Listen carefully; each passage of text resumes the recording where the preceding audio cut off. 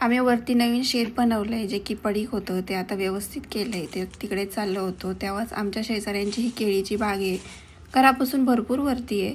मी first time असं केळीच्या बागेत शिरून किंवा एवढे मोठाले केळीचे घड बघितले. नाहीतर जनरली ना केळीवाल्याकडेच केळी बघितली जाते.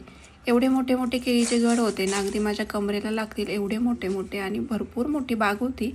मग काय, पिकलेले थोडेसे केळं घेतली खायला चालता चालता रस्त्याने. आणि हो, हे झाडाला पिकलेले ऑर्गॅनिक केळं ना एक नंबर लागते. मग घरी आलो आणि थोडेसे लिंब तोडायचे होते मला. मग लिंब तोडून घेतले. आता लिंबुनीचं हे झाड पूर्ण खालीच वाकून गेलं आहे, आणि लिंब पण ना आतल्या साईडनी जास्त होते, बाहेरच्या साईडनी लिंबच नव्हते.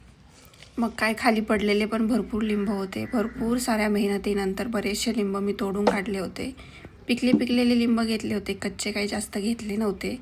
आणि हे लिंबूनी ना कटच करावं लागणार आहे, कारण सगळे लिंब आतमध्ये पडतात आणि खालून घ्यायची काही सोयच नाही आहे, कारण लिंबुनीला प्रचंड काटे आहेत. तर चला, असा होता आजचा व्हिडिओ. तुम्हाला कसा वाटला नक्की सांगा. आणि हो, लाईक, शेअर आणि सबस्क्राईब करायला विसरू नका असेच गावाकडचे व्हिडिओ पाहण्यासाठी.